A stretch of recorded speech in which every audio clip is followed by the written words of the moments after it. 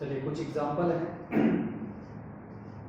Endothermic और exothermic का, तो वो आप लिख लीजिए। तो कुछ इंपॉर्टेंट एग्जांपल्स हैं।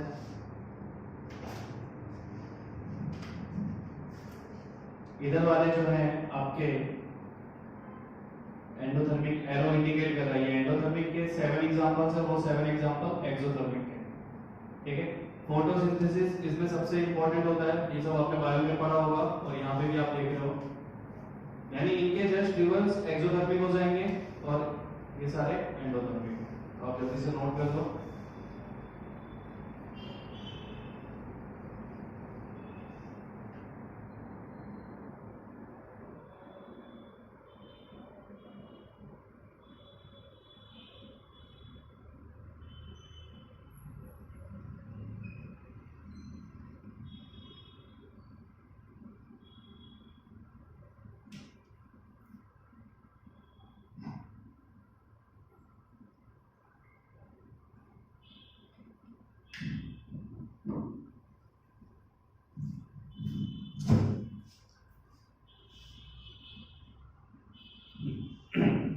चलिए आपने नोट कर लिया होगा, अपन चलते हैं आगे।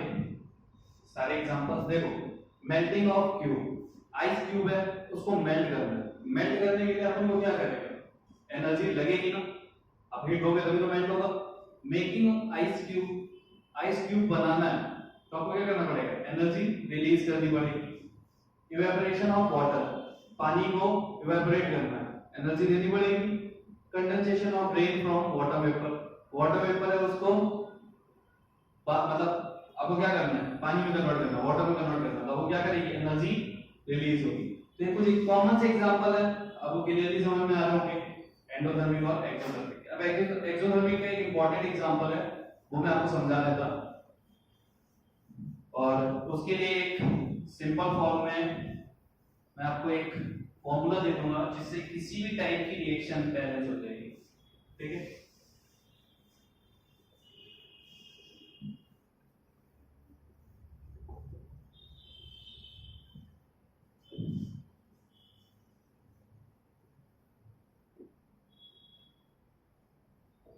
अब देखो एक्सोथर्मिक का जो सबसे ज्यादा इंपॉर्टेंट एग्जांपल है वो है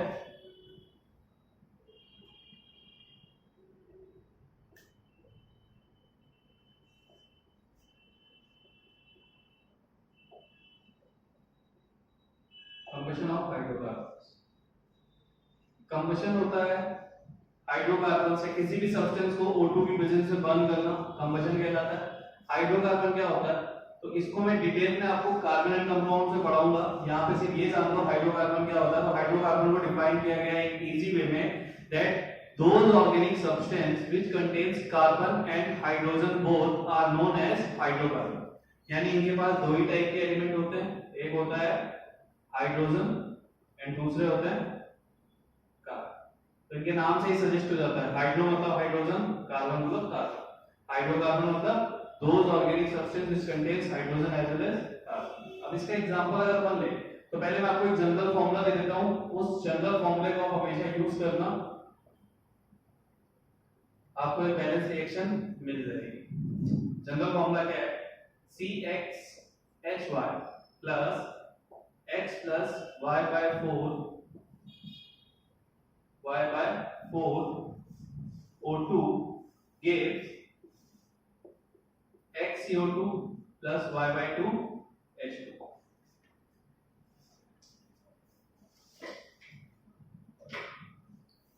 अब देखो इस फॉर्मूले में अपन कोई भी हाइड्रोकार्बन है तो हाइड्रोकार्बन में क्या होता है, वो ऑर्गेनिक सब्सटेंस जो कार्बन हाइड्रोजन कंटेन करते हैं। तो सपोज करो मैंने लिया CH4, सबसे छोटा हाइड्रोकार्बन जिसे बोलते हैं अपन मीथेन। अब इसमें कार्बन और हाइड्रोजन दो ही टाइप के एलिमेंट है ना, इसको अपन को बैलेंस करना है। यहां से x और y से कंपेयर करो तो x की वैल्यू कितनी है, यहाँ पे 1 है ना, कुछ नहीं है तो अपन 1 ही मानेंगे, तो x की वैल्यू होगी 1 और y कितना हो गया 4, तो अपन रखेंगे 1 प्लस 4 by 4 4 4 by 4 मतलब 1, 1 प्लस 1 कितना हो जाएगा 2। तो आप वैल्यूज पुट करके हटा देता हूं, वैल्यूज पुट करके आप इसको रख लेंगे कि x की वैल्यू कितनी थी 1, तो क्या हो जाएगा CO2, y की वैल्यू थी 4, तो कितना हो जाएगा 4 by 2 H2, y की वैल्यू 4/2 यानी कि 2H2। आप रिएक्शन चेक कर सकते हो, रिएक्शन बैलेंस है, carbon 1 carbon 1, hydrogen 4 hydrogen 4, oxygen 4, 2 इधर 2, ये हो गई बैलेंस।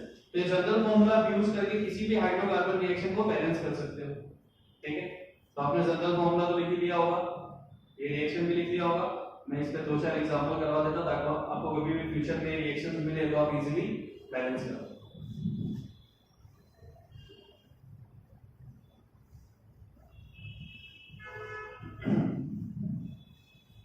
एक तो रिएक्शन मैं बैलेंस करूंगा, एक तो आप करोगे। चलिए दूसरी रिएक्शन लेते हैं अपन। सपोज करो मैंने लिया C2H6, ठीक है, इसको बैलेंस करना है। तो सबसे पहले x और y के फॉर्म में देख लो, तो x की वैल्यू कितनी है 2, y की वैल्यू कितनी है 6। तो अपन इसको सॉल्व करें तो क्या हो जाएगा, plus x plus y by 4, 6/4 O2 gives XCO2, तो x की वैल्यू कितनी है 2, तो फॉर्मेशन हो जाएगा 2CO2 प्लस 3H2, क्योंकि y/2 तो y की वैल्यू 6 है, 3H2। अपन को ये बैलेंस करना है। ये कैसे बैलेंस होगा, अगर मैं इसको सॉल्व करूं तो ये आएगा, आप सबने सॉल्व करके देख लिया होगा, तो आया होगा 14/4, और इसको और सॉल्व करोगे तो आ जाएगा 7/2। तो ये फ्रैक्शनल है लेकिन पॉसिबल, ये रिएक्शन बैलेंस होती है इसी फॉर्मेट में 7/2। यहां से चेक करो, 7 2 14, 14/2, इसका मतलब कितने हुए टोटल 7 ऑक्सीजन हुए ना। ये क्यों इस फॉर्मेट में लिखा हुआ है, क्योंकि ऑक्सीजन हाइड्रोजन इन सबको अपन सिंगल फॉर्म में नहीं लिखते, एटम फॉर्म में नहीं लिखते कि ऐसे लिख देंगे। जब भी रिएक्शन होगी तो ये OH ऐसे नहीं लिखे जाते, हमेशा डायटोमिक फॉर्म में लिखे जाते हैं, O2 H2 इस फॉर्मेट में, ठीक है। तो ये हो गई रिएक्शन।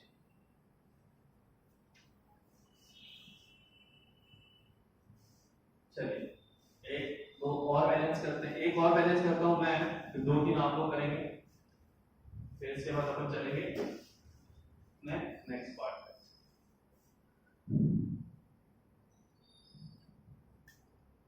C3H6, अभी मैं आपको हाइड्रोकार्बन की नेमिंग वगैरह सब समझा दूंगा, अभी आप सिर्फ बैलेंसिंग पे ध्यान दो कि इसको बैलेंस कैसे करना है। C3H6 अगर अपन को बैलेंस करना है तो कैसे करेंगे, x की वैल्यू कितनी है 3, y की वैल्यू कितनी है 6, 3 प्लस 6/4 O2, यानी जो x और y है ना, सिर्फ आपको वहां ये वैल्यूज रखनी है। जो c के नीचे नंबर होता है वो x की वैल्यू, जो y के नीचे नंबर है वो y की वैल्यू। जो c के नीचे है वो x, जो h के नीचे है वो y। x प्लस y/4, तो x की वैल्यू 3, ठीक है, y/4 मतलब 6/4। अब प्रोडक्ट तो आप सीधा सीधा बना दो, x की वैल्यू कितनी है तो क्या हो जाएगा 3CO2 प्लस y/2 मतलब 3H2। इसको सॉल्व करोगे कितना होगा 18/4, 18/4 का मतलब 9/2, और ये 9/2 क्यों आया, क्योंकि हम O को, ऑक्सीजन को O2 के फॉर्म में लिख रहे हैं।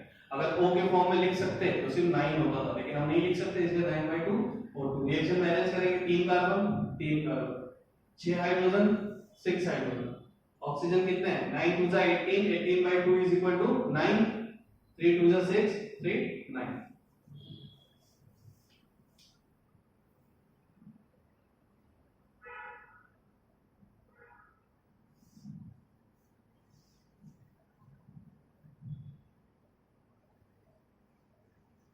चलिए अभी एक तो एग्जांपल आप लोग कीजिए, मैं आपको दे रहा हूं।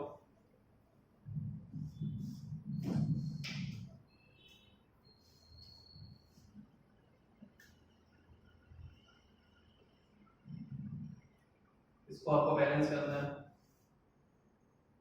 ठीक है। O2 gives CO2 plus H2।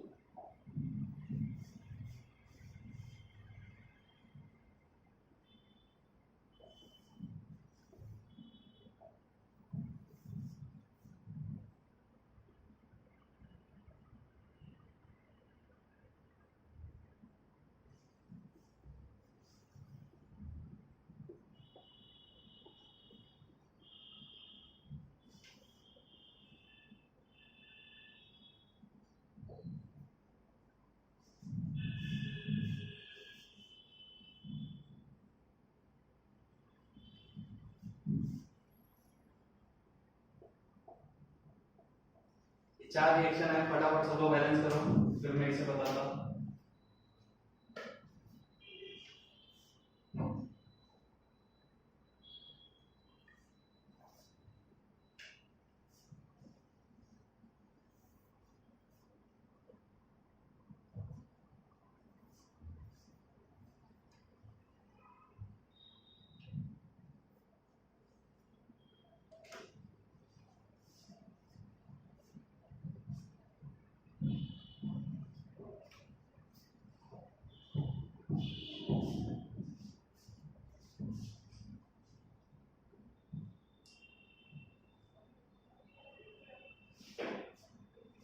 सब लोग करेंगे, कोई भी ऐसे ही नहीं छोड़ेगा। इसको बैलेंस कीजिए, फिर मैं इसके आंसर्स देता कितना है कितना नहीं।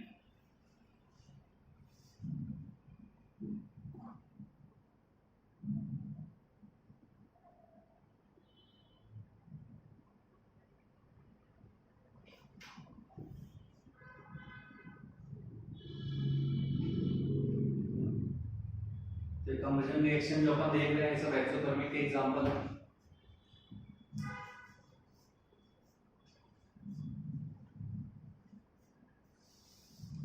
चलिए अपन सॉल्व करते हैं इसे। आपने कर ही लिया होगा, और अगर नहीं किया है तो वीडियो पॉज करके आप पहले से सॉल्व करोगे, फिर आप इसके सॉल्यूशन देखोगे। ठीक है, पहला क्वेश्चन है C2H4। सिर्फ हमको यही चाहिए होता, तो बाकी तो हमको पता है प्रोडक्ट और रिएक्टेंट का क्या क्या आने वाला। x की वैल्यू कितनी है 2, y की वैल्यू कितनी है 4। तो अपन क्या करेंगे 2 + 4/4, 4/4 इज इक्वल टू कितना हो जाएगा 1। तो टोटल कितना आ जाएगा 3O2 आ जाएगा।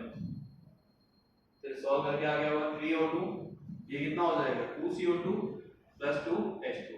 ऑक्सीजन कितने हैं 6 4 6। सिर्फ ऑक्सीजन चेक कर रहे होते हैं हमें, बाकी तो सब हमें पता होता है। देखो C4H10, सबसे पहले CO2 H2 को बैलेंस करो। x की वैल्यू कितनी है 4, तो ये कितना हो जाएगा 4CO2। 10 तो ये कितना हो जाएगा 5H2। यही हो जाएगा y/2। यहाँ पे कितना है 5, तो ये कितना हो जाएगा 5CO2। y की वैल्यू 8, तो ये कितना हो जाएगा 4H2। C6H12, 6CO2, 12/2 is equal to 6H2। यही आएगा। अब अपन O2 बैलेंस करना है, पहला बैलेंस हो गया। y प्लस, तो क्या हो जाएगा x प्लस y/4। इसको सॉल्व करोगे कितना हो जाएगा 26/4, और 26/4 को शॉर्ट करोगे तो कितना हो जाएगा 13/2। चेक कर लो 8 5 13। इसको सॉल्व करना है x प्लस y की वैल्यू 8/4, ये हो जाएगा 2, यानी कि 7O2। 5 2 जा 12, 4 14, 7 2 जा 14। C6H12, x की वैल्यू 6 प्लस 12/4 कितना हो जाएगा 3। 6 + 3 = 9, 18। यहां से चेक करो 6 2 जा 12, 6 18। ठीक है, तो ये आपका हो गया आंसर। जिन्होंने नहीं नोट किया है जल्दी से नोट करो।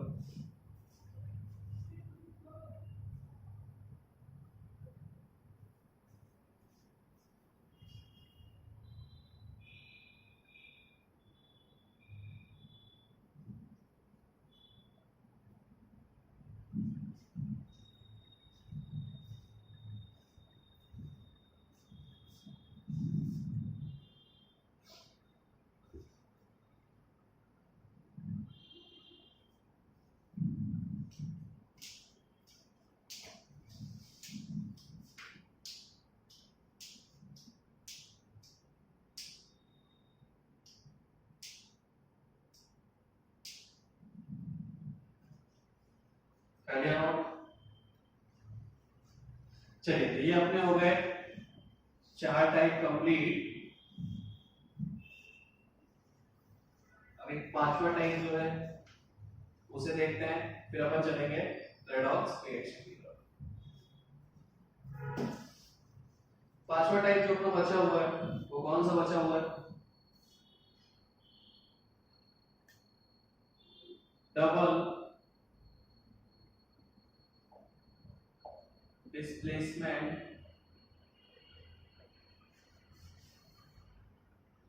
Reaction.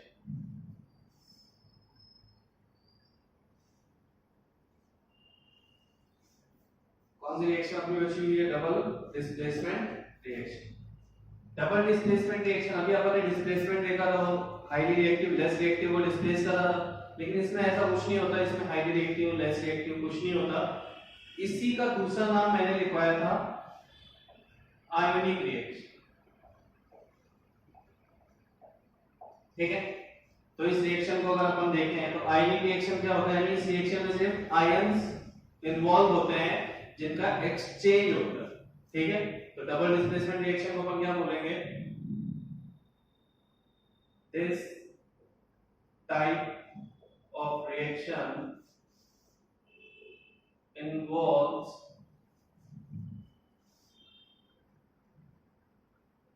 exchange of ions between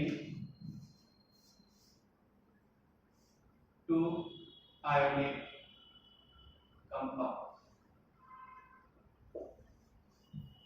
This type of reaction involves exchange of ions between two ionic compounds. ठीक है, कैसे? अब देखो आयनिक रिएक्शन में डबल डिस्प्लेसमेंट कैसे होता है। सपोज करो मेरे पास एक रिएक्शन है AB प्लस CD। ठीक है, दो कंपाउंड फॉर्म में आप सब जानते हो, जो आगे लिखा रहता है वो होता है मेटल, और मेटल का हमेशा चार्ज कौन सा होता है, पॉजिटिव, यानी पॉजिटिव वाला पार्ट पहले होता है, बाद वाला क्या होता है, बाद वाला नेगेटिव पार्ट होता है। ये नॉन मेटल भी हो सकता है और कोई आयन भी हो सकता है। ये भी क्या है, पहला वाला पॉजिटिव, ये क्या है, नेगेटिव। ठीक है, अब देखो होगा क्या, एक्सचेंज ऑफ आयंस का मतलब क्या है, इसका पॉजिटिव इसके नेगेटिव के साथ कंबाइन हो जाएगा और ये पॉजिटिव इस नेगेटिव के साथ कंबाइन हो जाएगा। तो रिएक्शन क्या हो जाएगी, पहले हमको पॉजिटिव लिखना है तो पॉजिटिव में A, फिर नेगेटिव इसका D प्लस C B, ये रिएक्शन हो जाएगी। यानी कि आयंस का एक्सचेंज कर लिया इन्होंने, A जो पॉजिटिव आयन था वो B नेगेटिव आयन के साथ था, C पॉजिटिव आयन है जो D नेगेटिव आयन के साथ था। तो A ने क्या किया है, C वाले के नेगेटिव आयन के साथ प्रोडक्ट फॉर्म करके AD दे दिया, और C ने क्या किया, A वाले के नेगेटिव वाले के साथ रिएक्शन करके CB दे दिया। तो इस टाइप की रिएक्शन जहां पे आयंस एक्सचेंज हो जाते हैं उसे अपन बोलते हैं डबल डिस्प्लेसमेंट रिएक्शन। तो ये इसका एक हाइपोथेटिकल फॉर्म था। अब मैं इसे एक एग्जांपल लेके समझाता हूं, बहुत इजी रिएक्शन है। आप सबने पढ़ा होगा आयनिक बॉन्ड बहुत ज्यादा स्ट्रांग होते हैं, आयनिक कंपाउंड बहुत ज्यादा स्ट्रांग होते हैं। एक्चुअल में ऐसा है, जहां पे भी दो अपोजिट चार्जेस के बीच में इंटरेक्शन होगा, अपोजिट चार्जेस के बीच में अट्रैक्शन होगा, वो अट्रैक्शन बहुत ही ज्यादा स्ट्रांग होगा। आप सब फिजिक्स में पढ़ चुके होंगे, और नहीं पढ़ा होगा तो आप आगे पढ़ोगे। जब देखो पॉजिटिव नेगेटिव यानी एक पॉजिटिव पार्ट है एक नेगेटिव पार्ट है, दो अपोजिट चार्ज है, इनके बीच में अट्रैक्शन है, इनके बीच में अट्रैक्शन होता है इलेक्ट्रोस्टैटिक फोर्स ऑफ अट्रैक्शन। तो इलेक्ट्रोस्टैटिक फोर्स ऑफ अट्रैक्शन एक बहुत ही ज्यादा स्ट्रांग फोर्स होता है। दैट्स व्हाई आयनिक कंपाउंड बहुत ही ज्यादा स्ट्रांग बॉन्ड फॉर्म करते हैं, यानी आयनिक बॉन्ड बहुत ज्यादा स्ट्रांग होता है। ठीक है, तो इनमें सिर्फ एक्सचेंज होता है और कुछ नहीं। चलिए मैं इसका एक एग्जांपल लेके समझाता हूं। एग्जांपल लेते हैं इसका। एग्जांपल क्या है, यानी अपन दो आयनिक कंपाउंड लेंगे और उनके आयंस को एक्सचेंज करते हैं। सपोज मैंने लिया है MgCl2 प्लस BaSO4। अब इस रिएक्शन को सीधा सीधा देखो, ये क्या है Mg+2 और ये क्या है 2Cl-, यानी ये पॉजिटिव पार्ट है, ये नेगेटिव पार्ट है इस कंपाउंड का। वैसे इस कंपाउंड का ये क्या है, पॉजिटिव पार्ट, और ये क्या है पूरा नेगेटिव पार्ट। तो अब क्या होगा, पॉजिटिव दूसरे वाले नेगेटिव के साथ कंबाइन हो जाएगा, इसका पॉजिटिव इस नेगेटिव के साथ कंबाइन हो जाएगा। तो प्रोडक्ट क्या बनेगा, जो MgCl2 के साथ था वो भी किसके साथ ऐड हो जाएगा, SO4 के साथ, और ये Ba किसके साथ चला जाएगा, Cl2। आयंस एक्सचेंज हो गए, ये रिएक्शन हो गई आपकी डबल डिस्प्लेसमेंट रिएक्शन।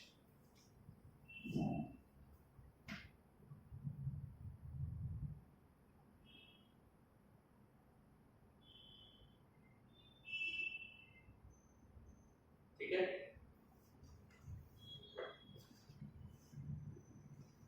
तो आपको हमने देखा ना, Mg क्या था पॉजिटिव, Cl क्या था नेगेटिव, Ba क्या था पॉजिटिव, SO4 क्या था नेगेटिव। तो ये वाला पॉजिटिव इसके नेगेटिव के साथ कंबाइन हो गया और ये वाला पॉजिटिव इसके नेगेटिव के साथ कंबाइन हो गया, रिएक्शन में आयंस का एक्सचेंज हो गया और ये रिएक्शन हो गया आपकी डबल डिस्प्लेसमेंट रिएक्शन। एक और एग्जांपल करवाता हूं, बहुत इजी है, ये तो सबको क्लियर हो गया होगा। एक और एग्जांपल देखो इसका,